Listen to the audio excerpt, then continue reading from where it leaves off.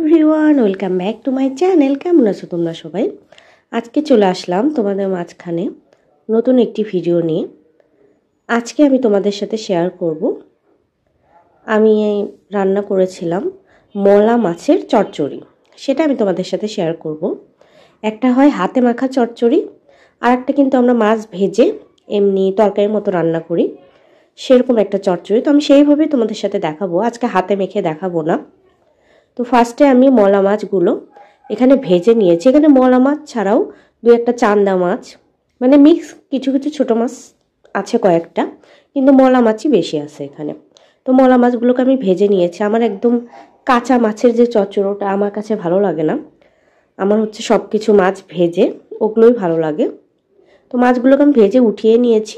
তারপর ওই কড়াইতেই আমি আরেকটু তেল দিয়ে ওর ভেতর আমি মরিচ চিড়ে নিয়েছি। এখানে আমি 5-6টা অ্যাড করেছি, আর কিছু পরে অ্যাড করব।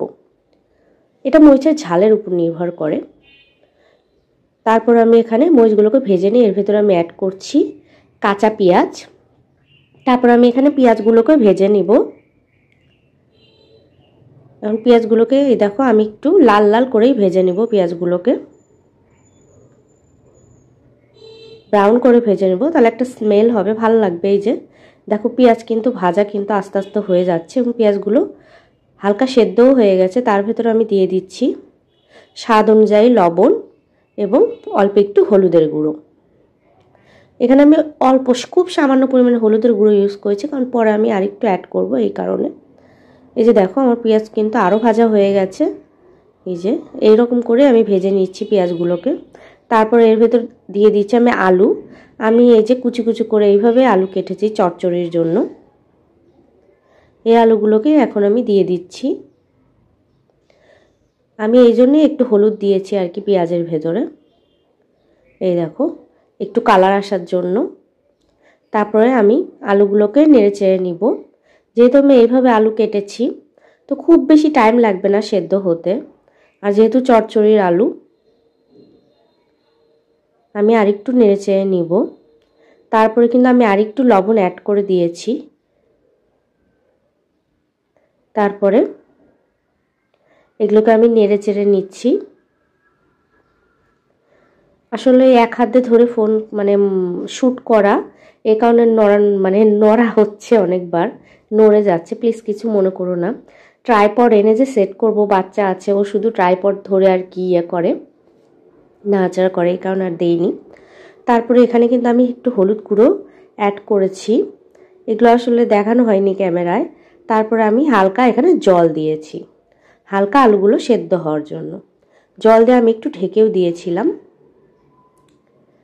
তারপর আমি আরেকটু নেড়ে চেড়ে নিচ্ছি। তারপর এখানে আমি আরেকটু ঢেকে দিয়েছিলাম। তারপর এই দেখো জলগুলো শুকিয়ে আসলাম, এর ভেতরে দিয়ে দিচ্ছি মলা মাছগুলো। এখন আমি মলা মাছগুলো দিয়ে আমি এখানে আরেকটু ঝোল অ্যাড করে দিব। এই দেখো দুই একটা চান্দা মাছও আছে এর ভেতরে। তারপর আমি আরেকটু নাড়াচাড়া করে নিব। খুব সুন্দর একটা স্মেল বের হয়েছে, যেহেতু পেঁয়াজ আর কাঁচা মরিচের একটা কম্বিনেশন ভাল লাগে। তারপর এর ভেতর আমি নামানোর আগে দিয়ে দিব সরিষার তেল, কাঁচা সরিষার তেল, খুব ভাল লাগে ওই ঘ্রাণটা, বিশেষ করে মাছের চচ্চড়িতে তো আরও ভাল লাগে। আর যারা হাতে মাখা চচ্চড়ি করব, আমি সেরকম করলে হচ্ছে প্রথমেই দিয়ে দিই সরিষার তেল যখন আমি মাখিয়ে নিই। যেহেতু এখন মাখা চচ্চড়ি না, আমি এটা নামানোর আগে দিয়ে দিব। এই যে আরেকটু নেড়ে চেড়ে আমি এখানে জল অ্যাড করে দিলাম। তারপরে এখানে আমি কিন্তু একটু জিরার গুঁড়াও দিয়েছি। আসলে এখানে অনেক কিছুই দেখানো হয় নাই, মিস হয়ে গেছে আর কি। এই যে এখন আমি ঝোল দিয়ে এখন আমি একটু হালকা ঢেকে দিয়েছিলাম। তারপরে অ্যাড করে দিচ্ছি ধনেপাতা। এই যে দেখো ঝোলটা কিন্তু ফুটে উঠেছে। এই ধনেপাতাগুলোকে আমি ফ্রিজে রেখেছিলাম ডিপে, সেখান থেকে আমি দিয়ে দিয়েছি আসলে, কারণ বাইরে রাখলে আসলে শুকিয়ে যায় বা পচে যায়, এই কারণে আমি এর ভেতর দিয়েছি। এই দেখো আমার চচ্চড়ি কিন্তু প্রায় হয়ে এসেছে, ঝোল কিন্তু প্রায় শুকিয়ে গেছে। আমি হালকা ঝোল রাখবো যেহেতু মাখা চচ্চড়ি। এই তো আমার ঝোল কিন্তু প্রায় হয়ে গেছে। আমার চচ্চড়ি রেডি।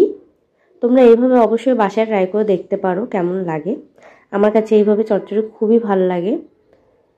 এবং নামানোর আগে কিন্তু অবশ্যই আমি সরিষার তেল দিয়ে দিয়েছি। তা আজকের মতো এই পর্যন্তই। তোমাদের যদি আমার এই রেসিপিটি ভালো লেগে থাকে প্লিজ একটি লাইক দিও, কমেন্ট করো এবং এই চ্যানেলটি ভালো লেগে থাকলে চ্যানেলটি সাবস্ক্রাইব করে আমার পাশে থেকো। আজকের মতো এই পর্যন্তই। দেখা হচ্ছে নেক্সট ভিডিওতে। বাই।